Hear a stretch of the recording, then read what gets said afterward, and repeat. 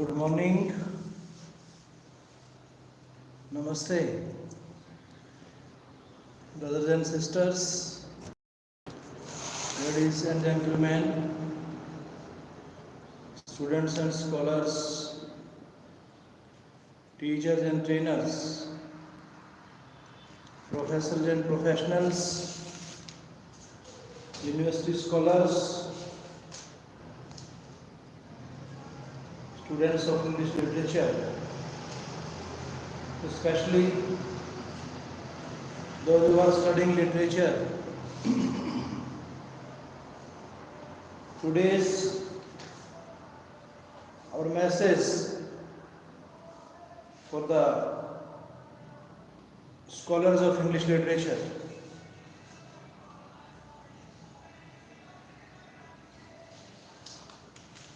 Literature,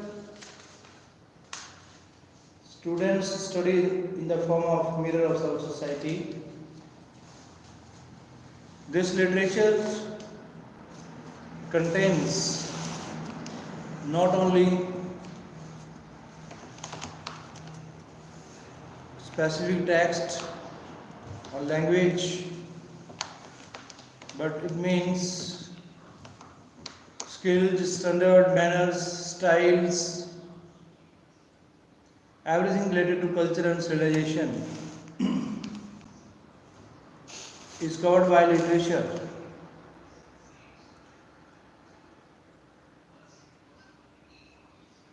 What is written by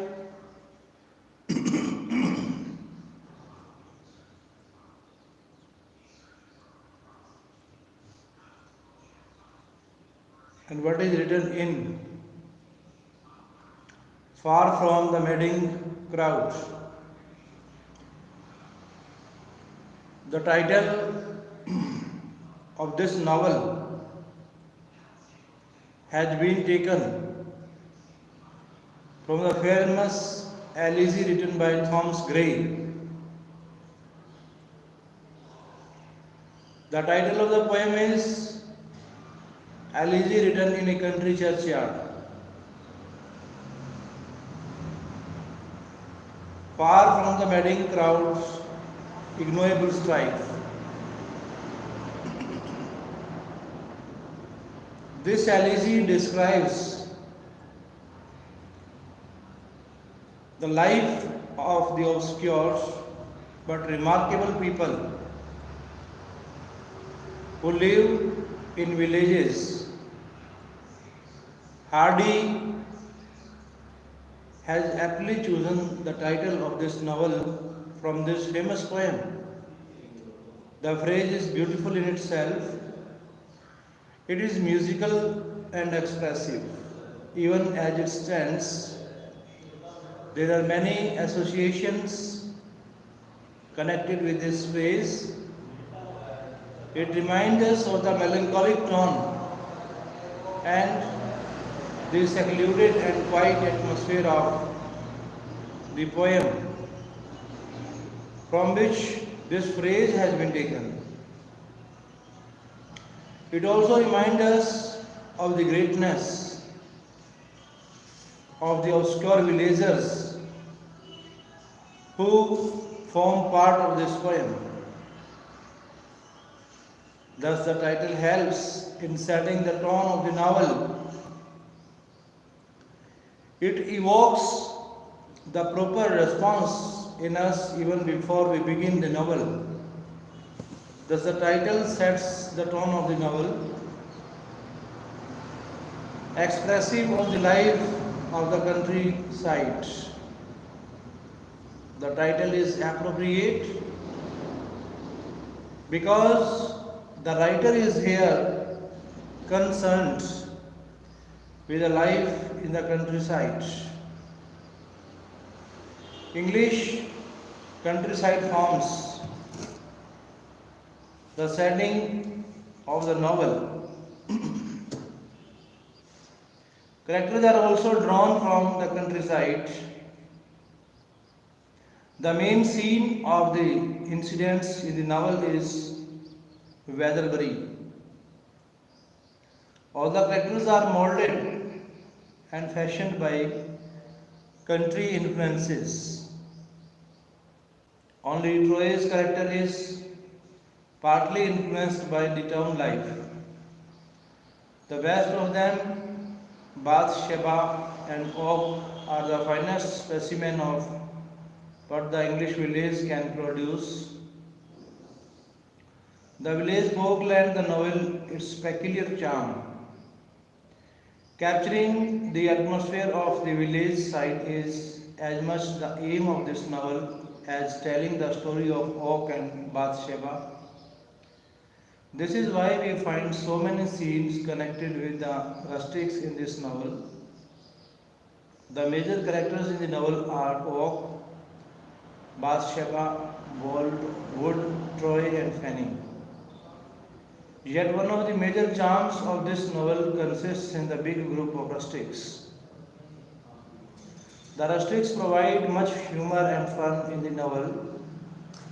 Without them, the novel would lose its peculiar charm, its individuality. The novel deals with elemental passions and feelings of human nature.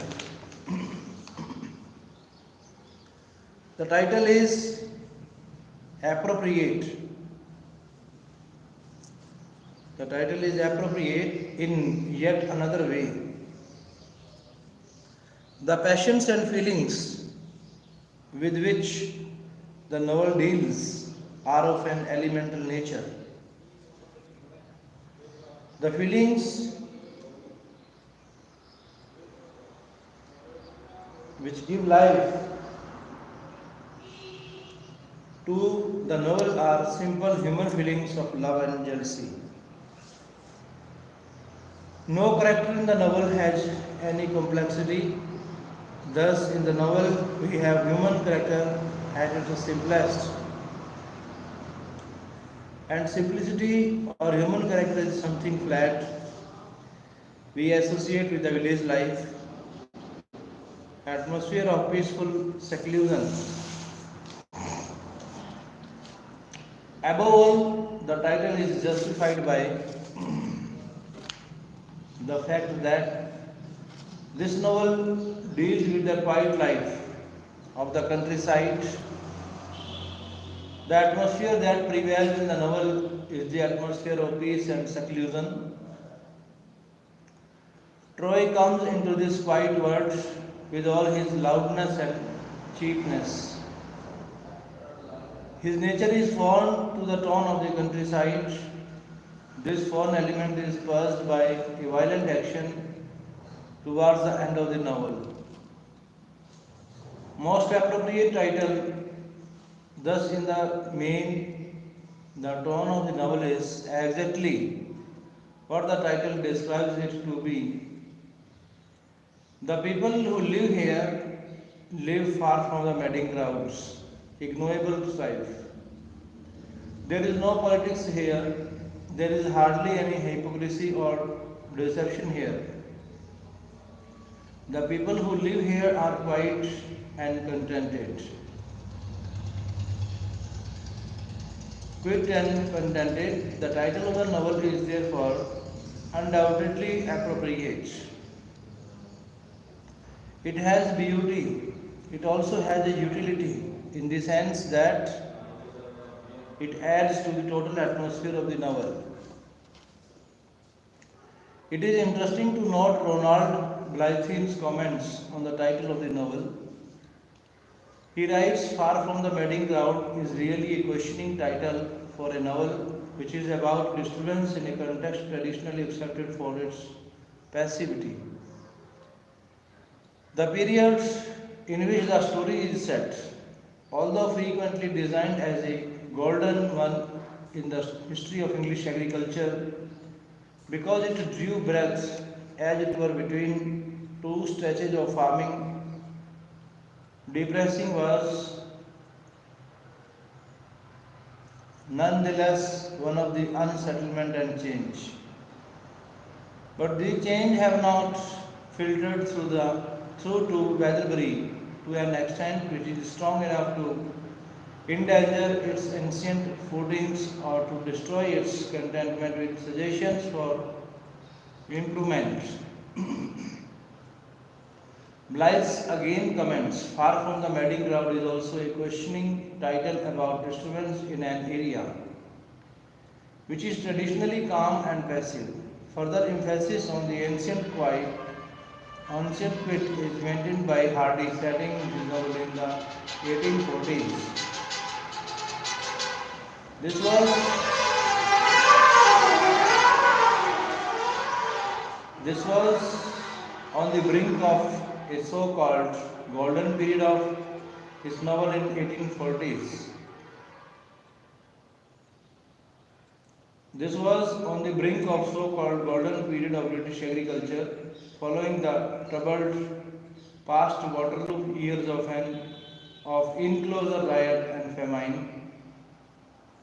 The terrible farming depression, which was to begin in the late 1870s and continue right up to the Second World War, was not suspected.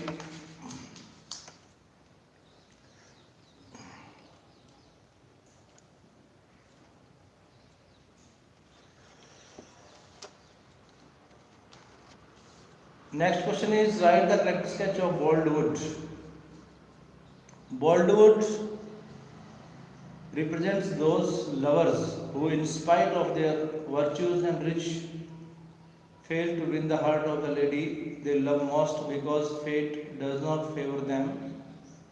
Boldwood loves Bathsheba Everdeen sincerely, and he possesses all the qualities that a woman wishes to see in her husband. Yet Bathsheba does not respond to his love, and he, instead of winning the heart of the Bathsheba, gets the imprisonment for life. His personal appearance. Farmer Boldwood is a middle-aged bachelor. He is handsome, dignified, and has human feature. He is a rich farmer of Weatherbury. He is a simple and straightforward farmer. There is a unique and special quality in him.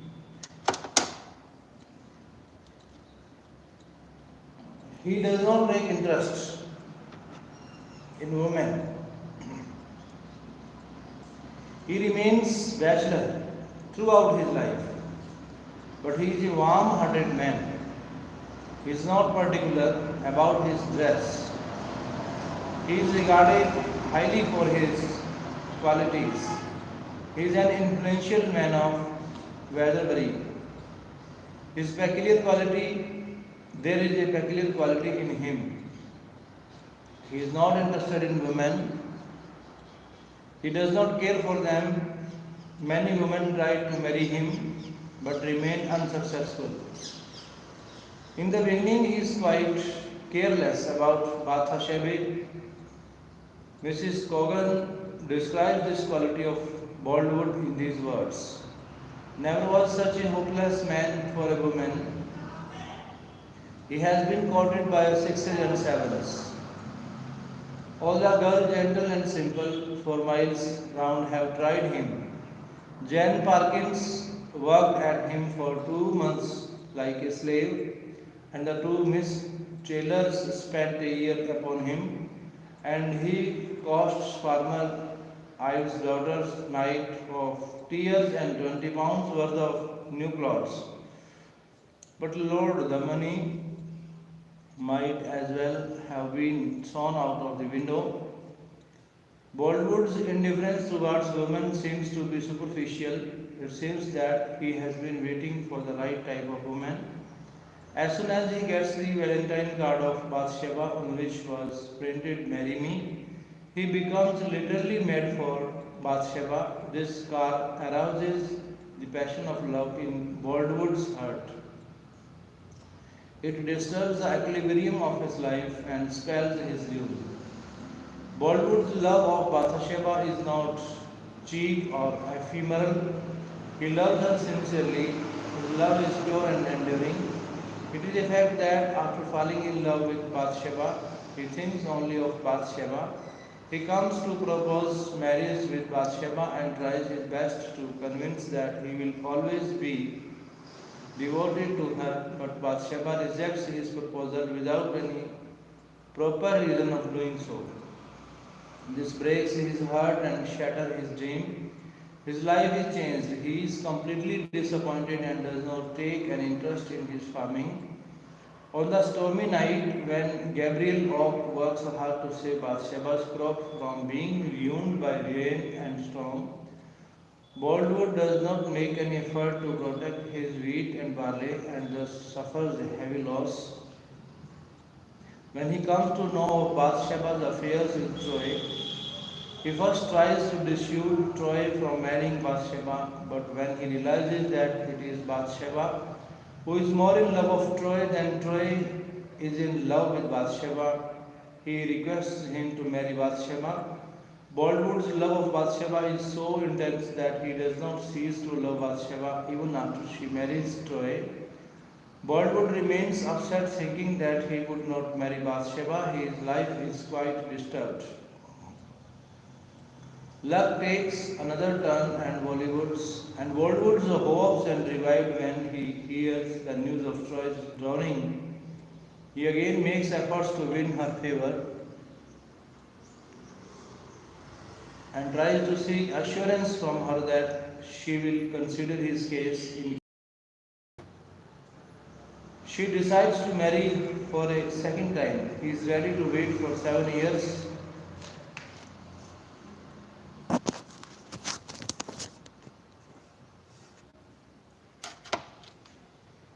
If Bathsheba agrees to marry him, Bathsheba is influenced by the sincerity of his love and at last gives her consent to become his bride after 7 years' disappearance. But his hopes are again frustrated when Troy appears on the scene on the very day when Boldwood presents a ring to Bathsheba as a token of his love for her. Troy forces Bathsheba to take her with him. Bathsheba cries in pain. This is too much for Boldwood. He loses his temper and shoots Troy in the chest, who dies on the spot. Thus, instead of sharing the wedlock with Bathsheba, Boldwood gets the loneliness of the prison cell. Thus, love, the most powerful passion, completely destroys the life of Boldwood. The story of Farmer Boldwood is a story of unmitigated sorrow. He suffers for no fault of his own. Bathsheba's cruel joke of sending him a Valentine spells his doom. He is marked out to receive a wholly unjust and undeserved punishment. A close study of Boldwood's character reveals a streak of insanity in him. He is somewhat abnormal. First, he is indifferent to women. Then, he is mad after Bathsheba, and finally, he commits the crime of shooting Troy. As a lover, he is a total failure. He does not know that a woman wants to be praised and admired. He loves Bathsheba, but he never praises her beauty. He is really an unfortunate man, but he wins our sympathies.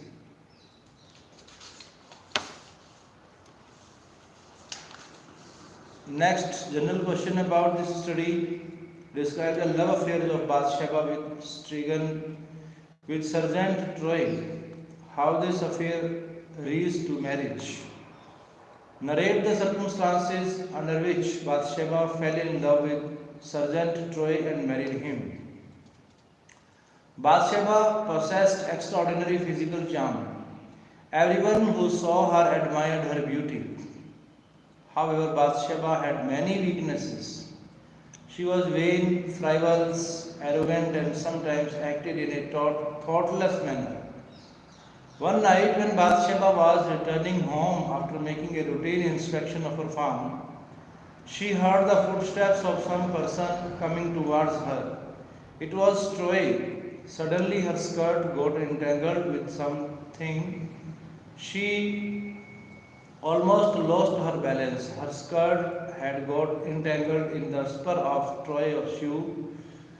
Troy took the lantern from her hand in order to free her dress.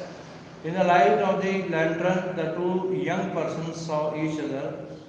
Troy was a smart young soldier. Bathsheba was a young, beautiful girl. Troy praised her beauty. Soon her dress was separated from the supper.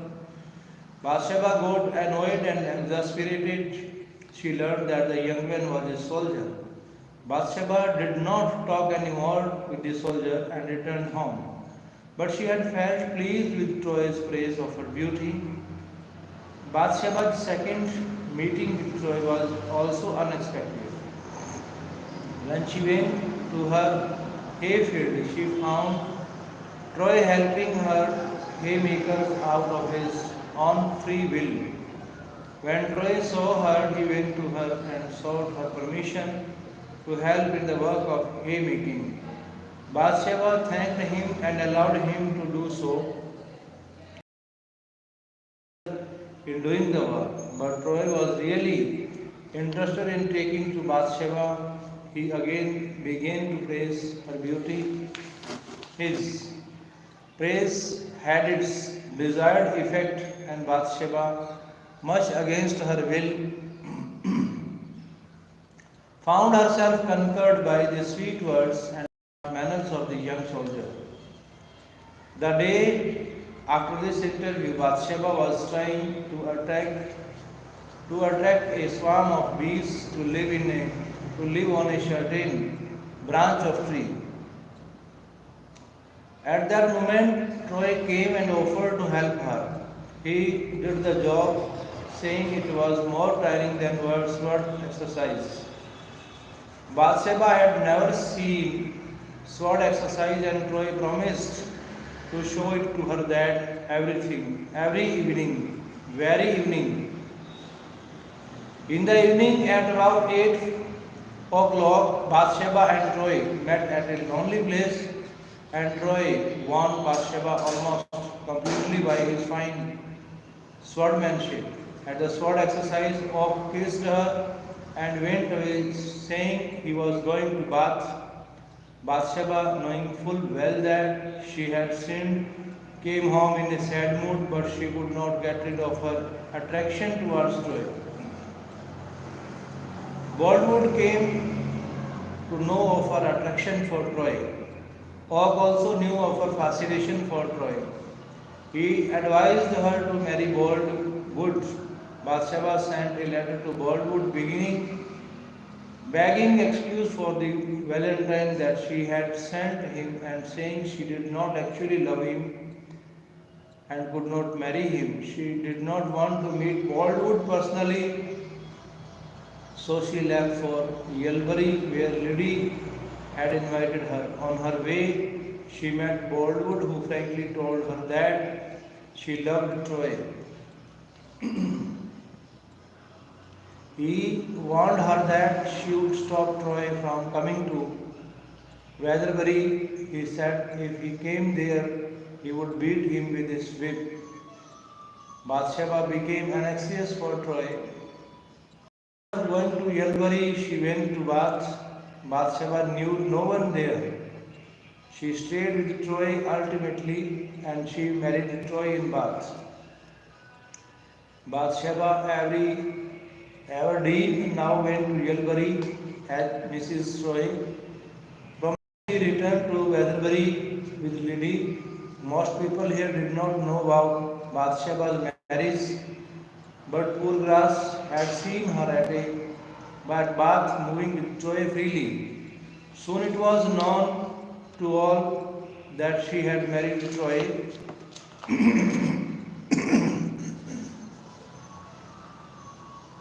What skill does Hardy show in cloud construction of far from the mating ground? Write a note on Hardy's cloud construction with special reference to far from the wedding crowd. Hardy's early training as an architect, which he abandoned for literature in 1870, gave him a fine sense of construction. He builds up his theme with powerful economy. There is little extraneous ornament, but every phase seems to contribute to the final rhythm. From the beginning, his architecture revealed itself in the use of precise vocabulary of description and a fondness for the exact word. Hardy's plots. Hardy's plots are for the most part simple. The passions he depicts are the elemental passion of love, greed, jealousy, ambition, thirst for power and knowledge. The springs of action that move his characters are physical, psychological. Bathsheba's suitors, in far from the madding crowd, we find a young woman and three men, Bathsheba, Gabriel, Boldwood and Troy. Bathsheba, Aberdeen, is hot and hasty.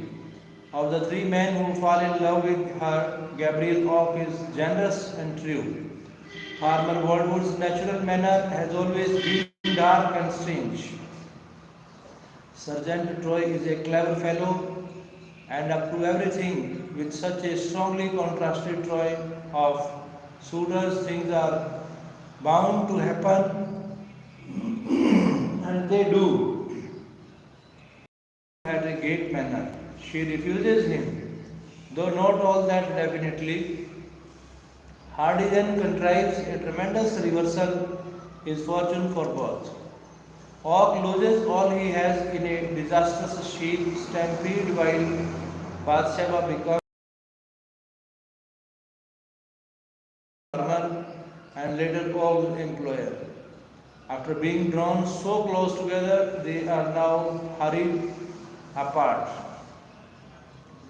Apparently forever, the sort of violent upheaval Hardy often makes use of his novel to promote contrast. The central section of the novel is a long one. This consists of the wild vicissitudes which Bathsheba. These involve five. These involve first the apparently dull but highly passionate Boldwood, then the superficially attractive but cruel and immoral Sergeant Troy. She marries him in haste to repeat at leisure. She is drawn to Boldwood after Troy's apparent death, and a tragic climax follows, involving both. But after all the tumult and suffering, with a love that now includes understanding and sympathy, to claim Bathsheba, she has now become a wiser woman, able to God Oak at his true worth. The novel closes quietly with their quit marriage. Hardy's skill in construction is chiefly apparent in his subtle use of contrast throughout the relationship, and are occasionally varied by direct comments. From Hardy's character sketch of Bollywood and Troy, there is plenty of pace and surprise in far from the madding crowd. Swiftly moving action like the pursuit of supposed forced thieves, alternating with those who endless conversation at Warren's mess house. Nevertheless, all the characters are swept along, some moving fast, others drifting with the current. Use of coincidences. Coincidences also occur in the far from the, but they are not overdone. They occur in the novel just as they occur in life. Indeed, most of the flaws that marred Hardy's other novels are entirely absent.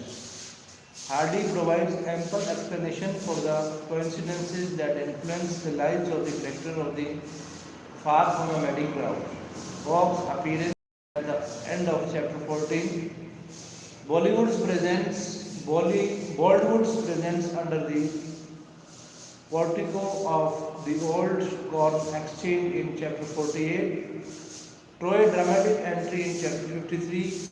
All these and other incidents are accounts for credibly enough. Thus we find that the novel has an interesting plot. We read the story from chapter to chapter breathlessly. Love is the chief subject of the story. The story develops logically from the first page to the last. The logic of events is quite clear. There is economy and accuracy of details. Every action and incident contributes to the development of the story. It is novel of the atmosphere, romance and passion.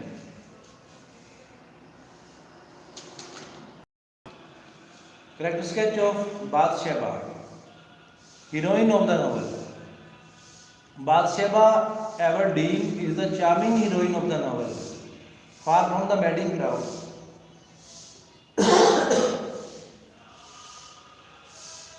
while courting Bathsheba, Sergeant Troy says to her that she is very dangerous to society.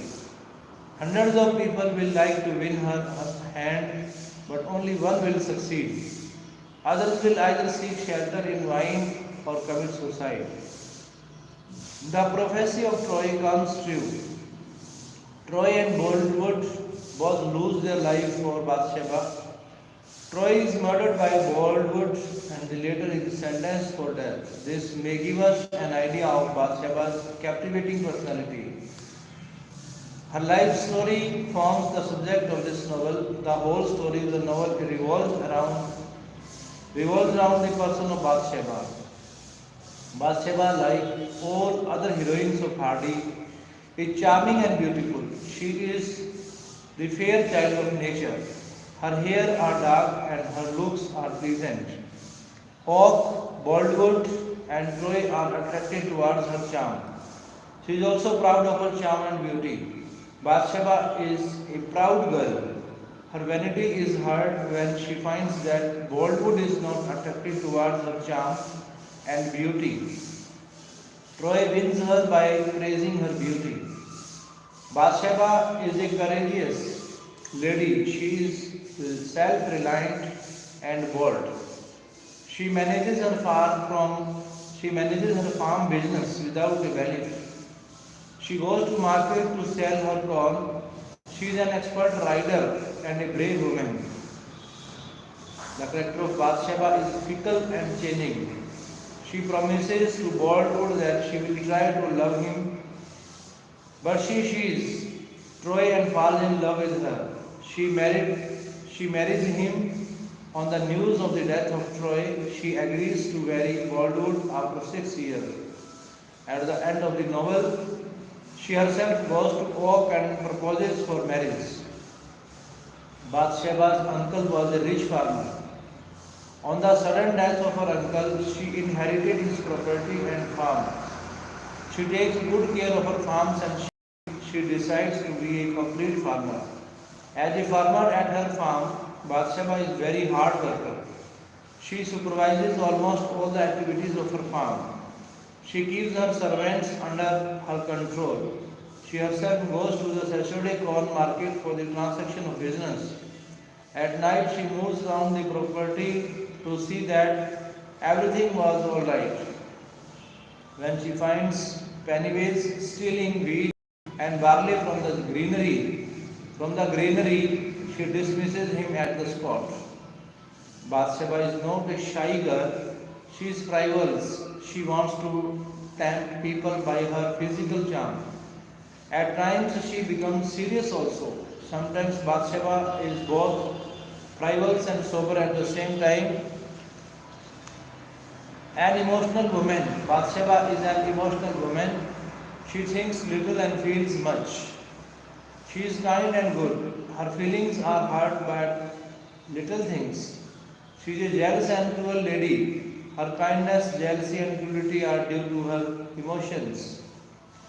Bathsheba is one of the most attractive women. She is a lady with a number of qualities, but she is not free from feminine weaknesses. She wishes her charm to be appreciated by everyone. She is a bold and self-reliant lady, managing a farm without a belief. But she is emotional and a lady of fickle mind.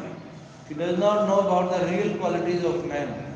She is attracted only towards external appearance. She is the heroine of the novel with a good number of contradictions in her character. Critically examine nature of Bollywood's love for Bathsheba. Bollywood was a rich and respectable farmer in Weatherbury. By the nature he was calm and quiet, grave and reserved. He never felt an attraction for women.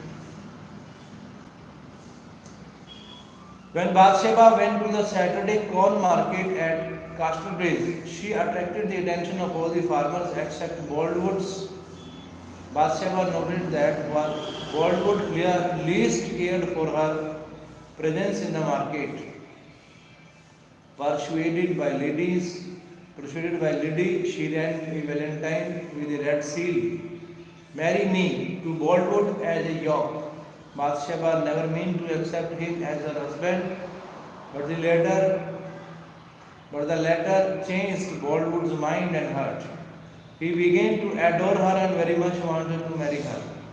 Bad as fate would have it, Troy interfered, and since Troy was more attractive, he succeeded in convincing Bathsheba. Soon Bathsheba married Troy. Troy's disappearance after Fanny's tragedy again presented a chance to Bollywood to marry Bathsheba.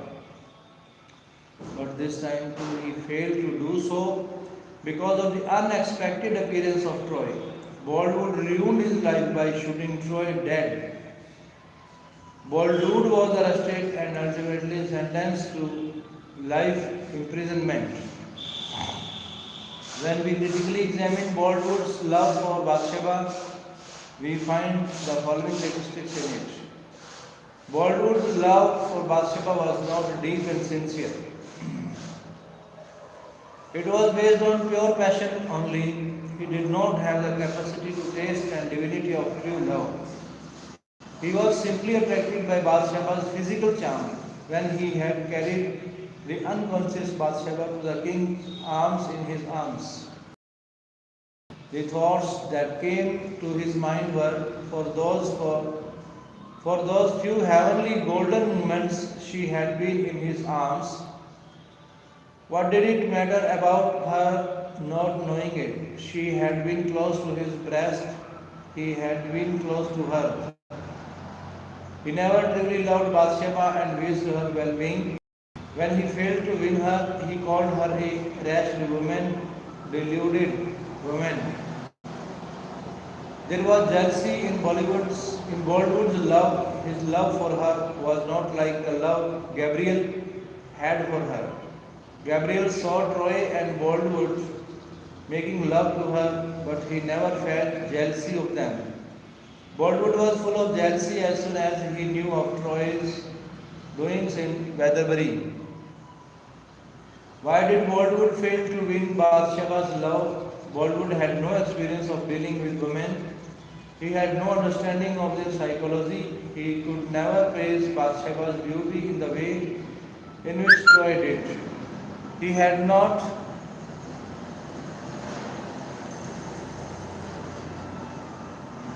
He heard of the romantic lover.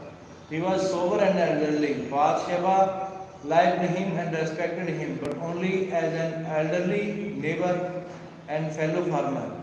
She could not accept him as a lover and a husband. Bathsheba was young and of a romantic disposition. Bollywood did appeal to Bathsheba for accepting him as a husband. But while appealing, he stooped too low. If he had courted in a more dignified way without lowering himself, it is quite possible that he might have left a better impression on Bathsheba's heart.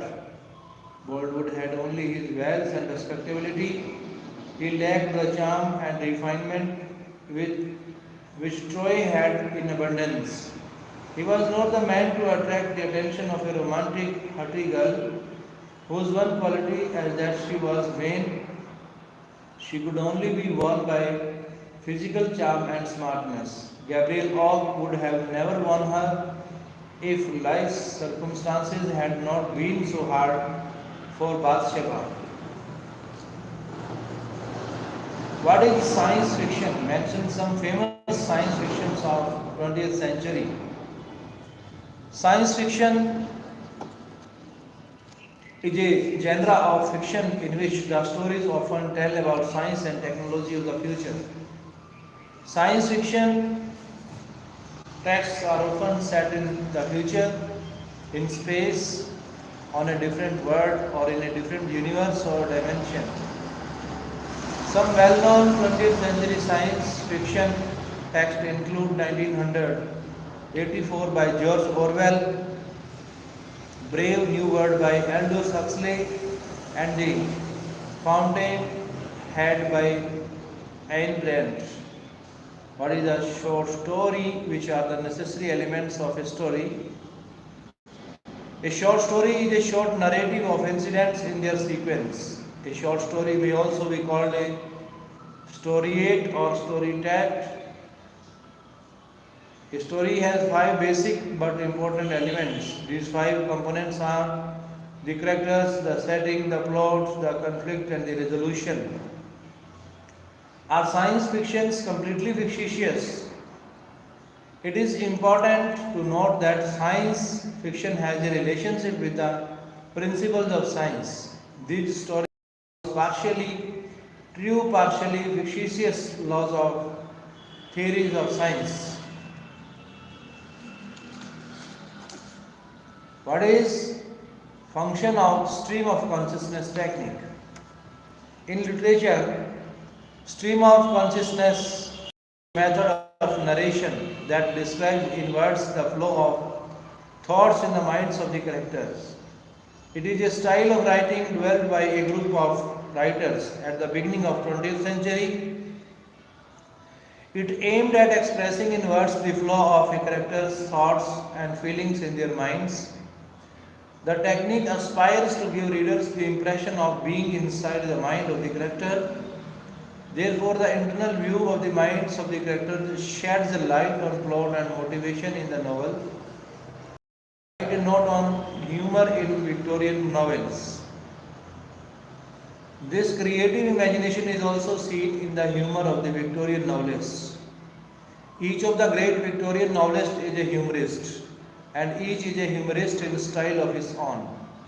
They have created a number of immortal figures of fun, each comic in his own different way.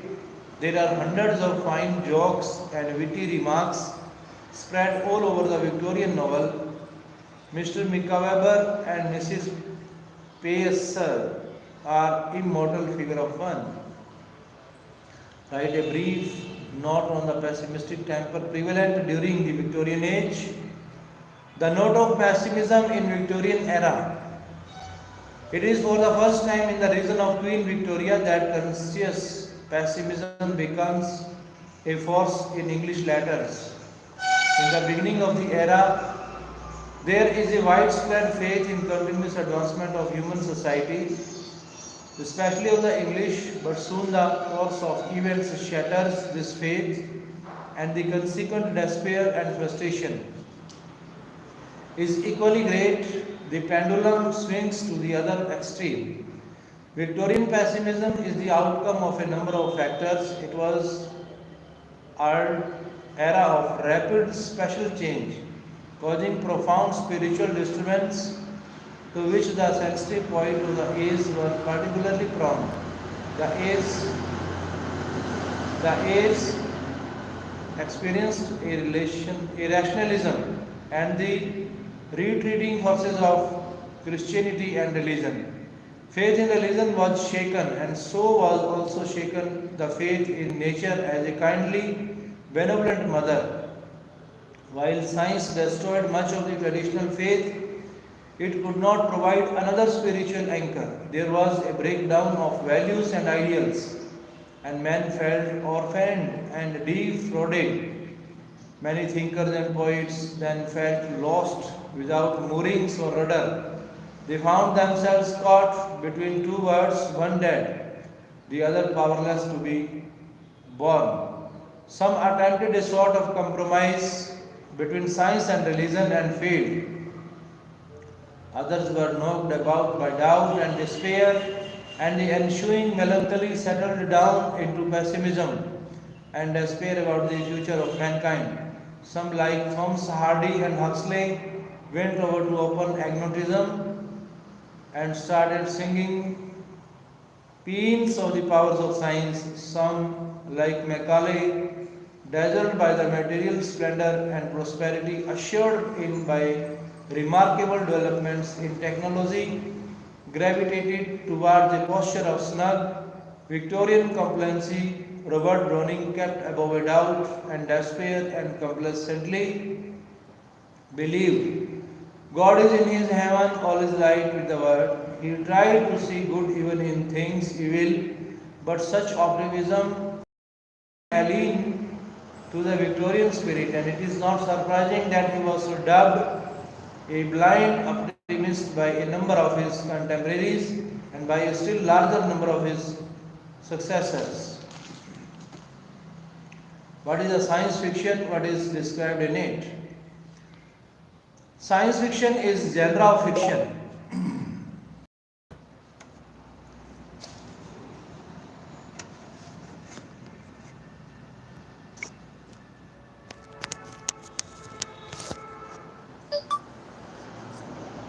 Science fiction is the genre of fiction in which the stories often tell about science and technology of the future.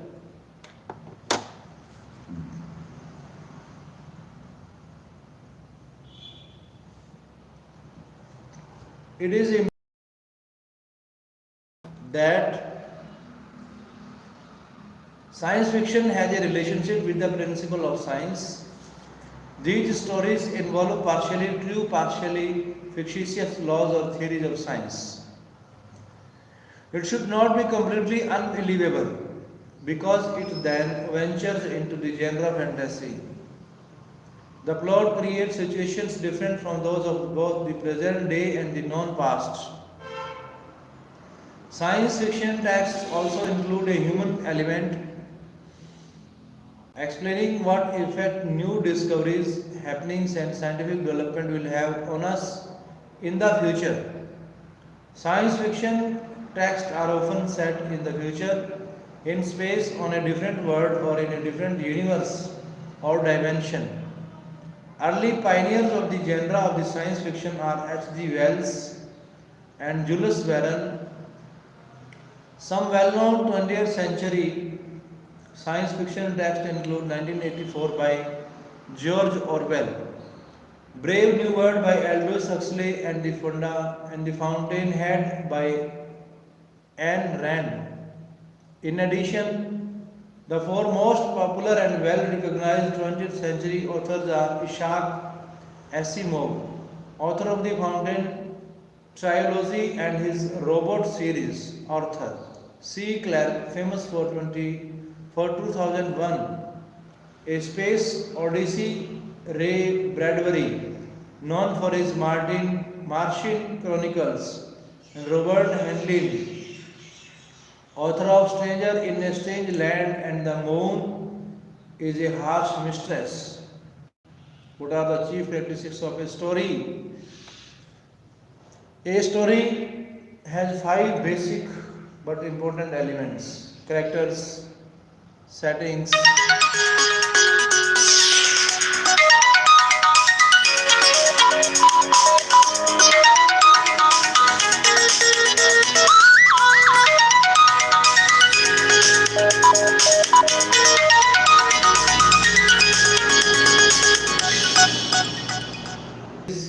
Virginia Woolf's contribution as a novelist of stream of consciousness. Mrs. Woolf belongs to the school of stream of consciousness novelist. She is one of those great English novelists of the 20th century who had the courage to break free from tradition and then to give a new direction, a new form, and a new spiritual awareness. She began writing in the established tradition of the novel. Her first two, The Voyage Out and Night and Day, are largely traditional, but soon she realized the inadequacy of the traditional novel and adopted the stream of consciousness technique in the Jacob's Room, her third novel. Her art rapidly matured and her next two novels, Mrs. Dalloway and To the Lighthouse, represent the very consummation of the novel of the subjectivity. Write a short note on stream of consciousness technique novel. The type of physiological novel which takes as its subject matter the uninterrupted, uneven and endless flow of consciousness of one or more came to be called as stream of consciousness novel. The stream of consciousness novel uses varied techniques to represent this consciousness adequately. In general, most psychological novels report the flow of conscious and ordered intelligence, as in Henry James, or the flow of memory, recalled, be association, as in Marcel Proust.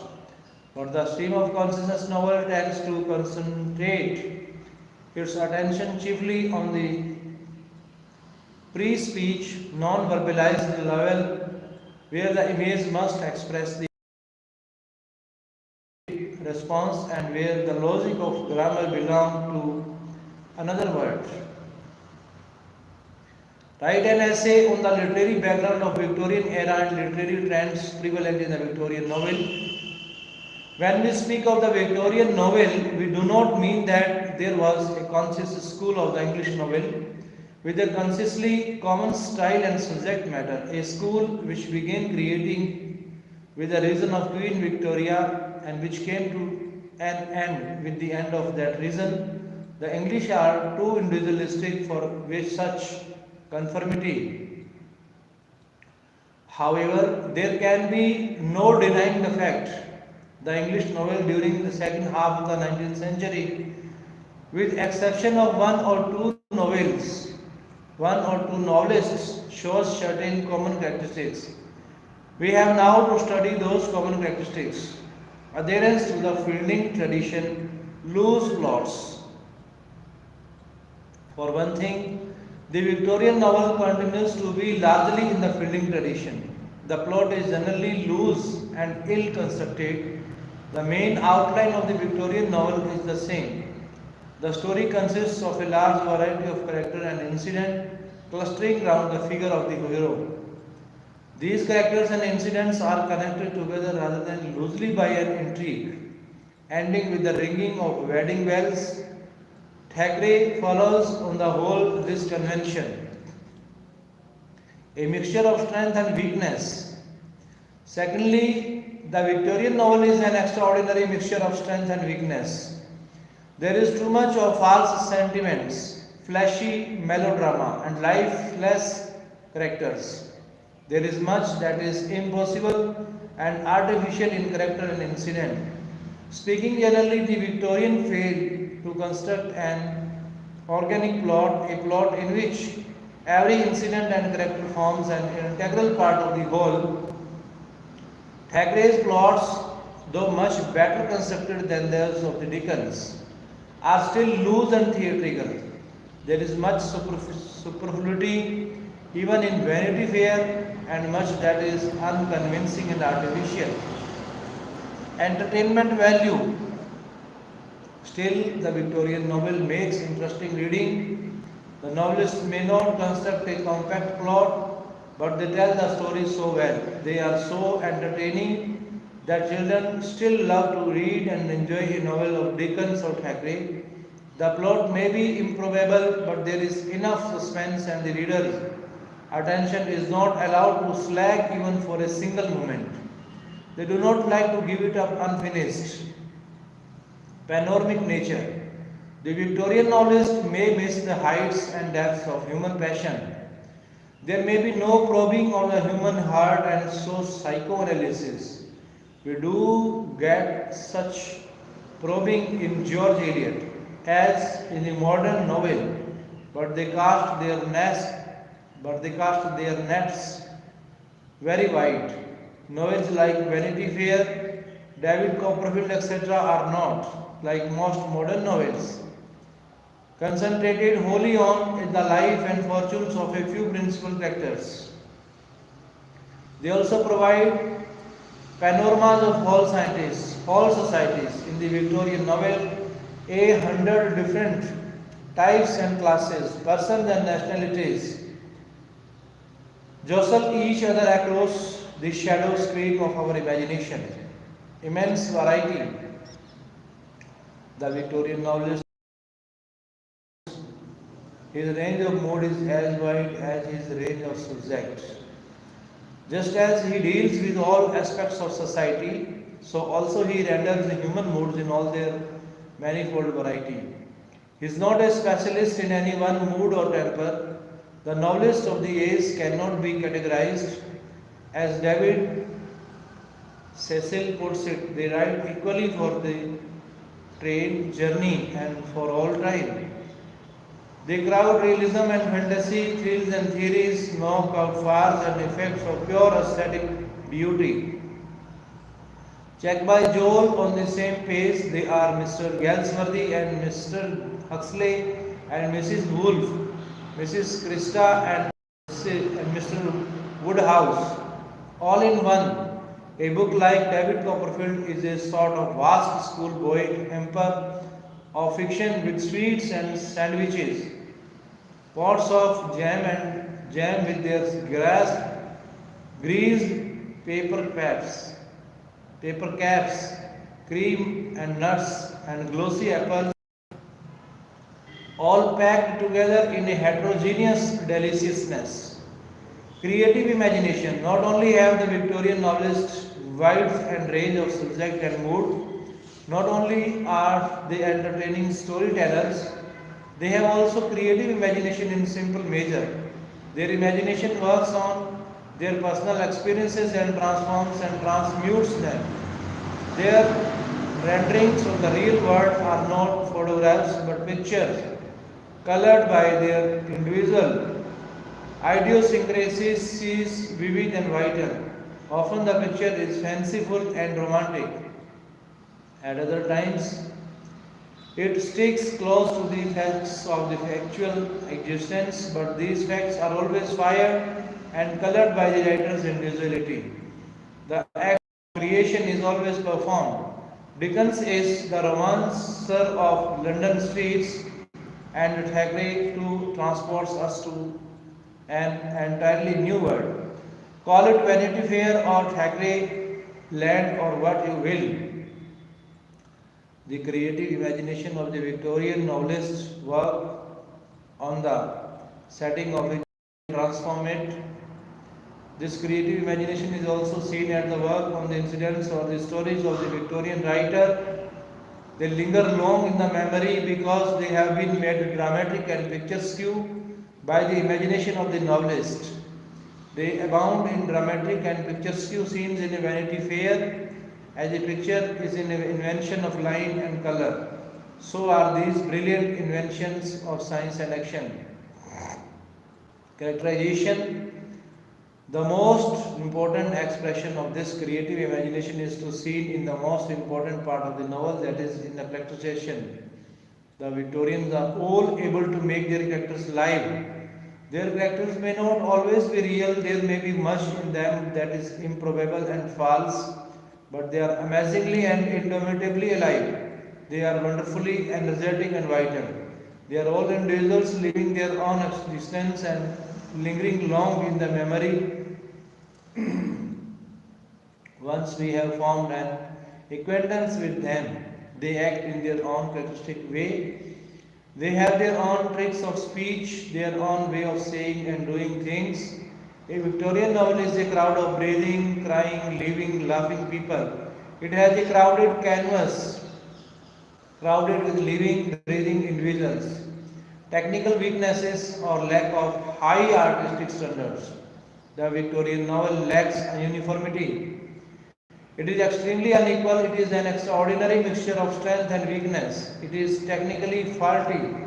This is so because it is still in its infancy.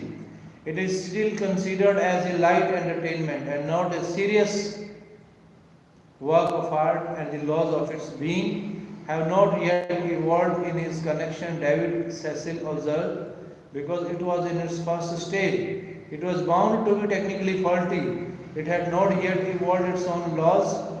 It was still bound to the conventions of the comic stage and heroic romance from which it took its origin.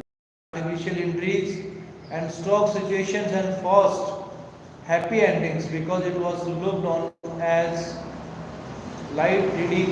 Its readers did not expect a high standard of craft, nor did they mind it if it had occasional lapses, especially as they themselves had no traditions of taste by which to estimate it. On the other hand, they strongly objected to spending their hours of light reading on themes that were distressing or put intellectual strain on them. One-sided view of life. Then again the Victorian prudery comes in the way of a free and frank treatment of the animal side of life. In this respect, the Victorian novel shows a definite decline from an earlier English novel.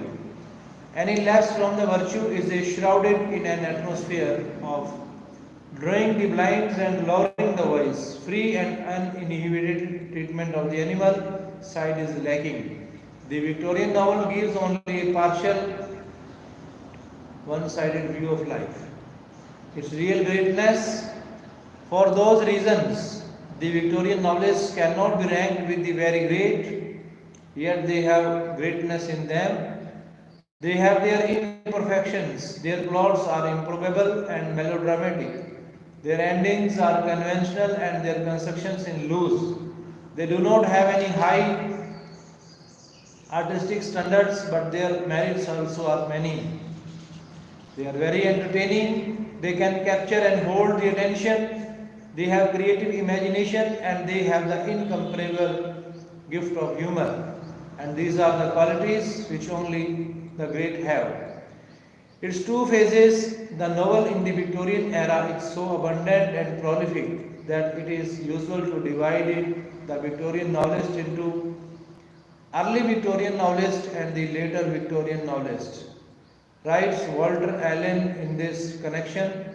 Thackeray was born in 1811, Dickens in 1812, Trollope in 1815, Charlotte Bronte in 1816, Emily Bronte in 1818, George Eliot in 1819, Mrs. Gaskell had been born in 1810, and lesser novelists born in the Regency period included Charles Reade 1814 and Charles Kingsley 1819. Together, they are named that first came to mind when we think of the Victorian novel.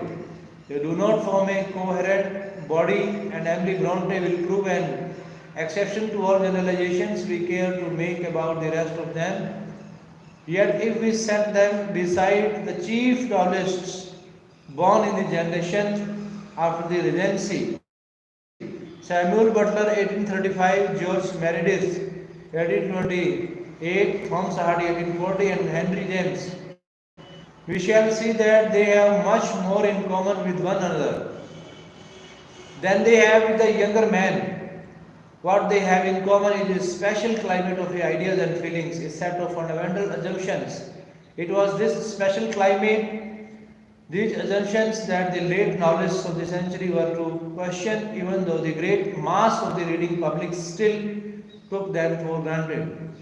The point to another main difference between the novelists of the first half of the Victorian age and those of the second half, the former were at once with their public to a quite remarkable degree. They were conditioned by it, as of course any novelist must be, but for the most part were willingly conditioned by it. They identified themselves with their age and were its spokesmen. They may criticize their age as to Dickens and Thackeray, but on the whole, they accept the prevalent customs and social institutions. The later novelists, however, were writing in some sense against their age. They were critical, even hostile, to its dominant assumptions. Thus, Hardy attacks Victorian morality and the institution of marriage. Samuel Butler scandalized his age by flooring Victorian taboos and conventions, and Henry James went against the literary canons of the age by his advocacy of the novel as an art form. George Eliot's novels reflect the rationalism of the age. The relation of these novelists to the reading public was nearer to that of the 20th century novelists than to that of the early Victorians.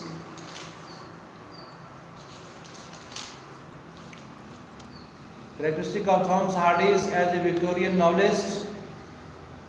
English novels before Thomas Hardy, the art of fiction had achieved great success before Hardy started to write novels. Henry Fielding is regarded as the Shakespeare of English fiction. His famous names are Joseph Andrews, Tom Jones, Amebia, etc. He defined novel as the comic epic in the prose. Several novelists wrote their novels in their own way. Among them, the names of Scott, R.L. Stevenson, Charles Dickens, William Thackeray, and George Meredith are prominent. Gothic romances were full of romantic element. The early Victorian novelists made a brilliant use of humor and satire in their novel. Aristocratic snobbery was satirized. Changes in political thoughts and the economic freedom enjoyed by the people of lower classes were sufficiently portrayed in English novels. Democracy was flourishing. Hardy, a great novelist. Thomas Hardy is considered one of the greatest novelists of the later half of the 19th century. He had an important place among the Victorian novelists.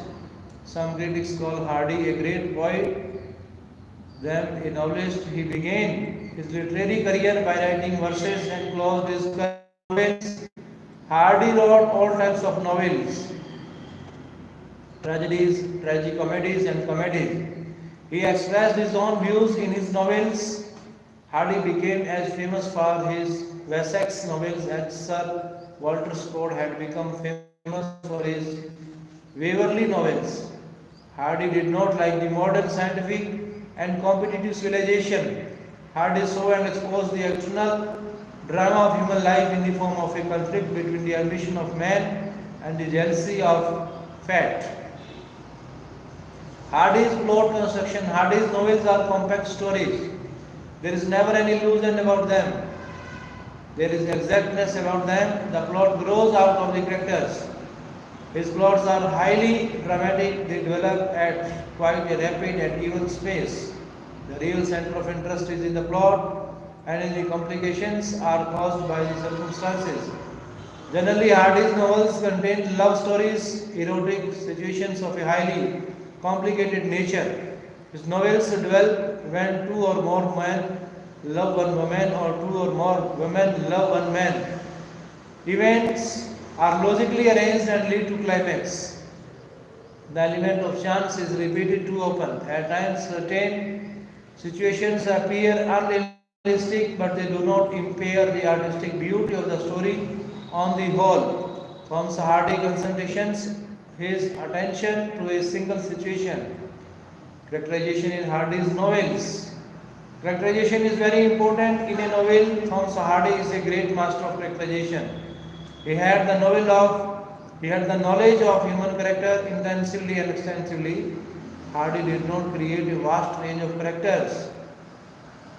All his characters have such striking points of similarity that they can easily be classified. Most of them are peasants or have peasant-like simplicity. They are both lifelike and life-size. His best characters are subtle, though not complex. He presents his characters by their sections and conversation. They are universal and each has the whole human race in him. Women characters in Thomas Hardy's novels are more vivid and vigorous. Portrayal of women in Hardy's novels. His men and women lead a life reduced to basic elements. They work hard for their living. They fall in love and die. It is said that Hardy has only heroines and heroes in his novels. However, his women are all country born. They are not guided by reason and they even lack good sense. They are victims of whims and changing moods. Fate and chance in Hardy's novels. Hardy believes that man is only a plaything in the hands of cruel fate. The struggle between person and his indifferent fate is the basic element of his stories.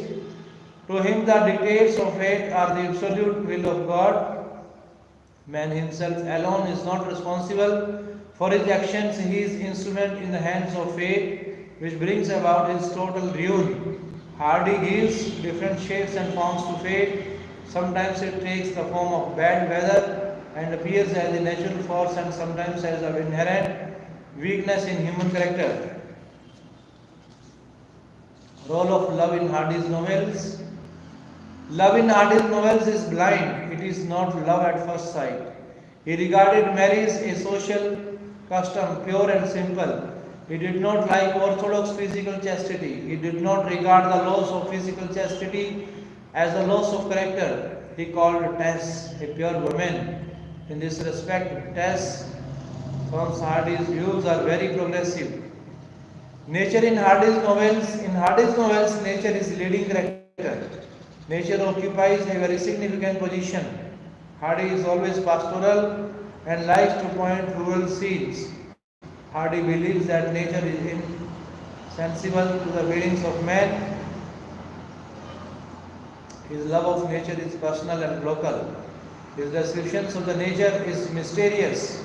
He gives very beautiful description of the different aspects of nature in his novels. Hardy's humor is not satirical, though primarily a pessimist, yet Hardy is not without his summary side as well. Of course, he does not laugh too loudly. He laughs only for a while to disperse the clouds of gloom which otherwise overcast his writings. His humor is of countryside and is chiefly provided by the rustic characters. His humor is genial and woven in the texture of the story. Hardy represented life quite faithfully in his novels. According to the Barker, Hardy had a natural desire towards a pessimistic view of life. Thus it is said that the Hardy had a tragic conception of life. He had a grudge against the world. He had a feeling of resentment at injustice and cruelty to which man is subjected by the unforeseen forces of nature. To him the world seems to be full of pain and disappointment. His realistic vision was sad and somber. His philosophy of life is like that of Coffenier. His characters fight against the circumstances, though they are crushed. The Mayor of Casterbridge presents the culmination of Hardy's pessimistic view of life. Hardy's Wessex novels. Hardy is perhaps the greatest regional novelist in English literature. His novels are called the Wessex novels. In these novels, he depicted the real picture of actual life of people living in Wessex. He pictures the rural English life in his novels. His novels are the living pictures of people and the countryside. Hardy's style is grave and philosophical. He does not care for ornate style. His phrases and paragraphs are full of Latin words. He makes a beautiful use of quotations and proper setting of allusions. His narration is lucid and natural and nice. Hardy undoubtedly is still considered to be one of the greatest English novelists. There are some weaknesses in his novels, yet the fame of this novel surpassed them. His Wessex novels had made him immortal in the realism of English literature. Brothers and sisters, scholars and learners, teachers and trainers, professors and professionals, the most honorable present Prime Minister Saint Dr. Narendra Modi ji, presence of respected doctors and ministers, reverend fathers and mothers, affectionate sons and daughters. Respected advertiser, administrators, advocates, advisors, those who are listening with 100% present sense of mind through the mirror of our society. It is really nice time, nice place, nice action. You are listening the truth of science and literature. Thank you, listeners. Thanks very much.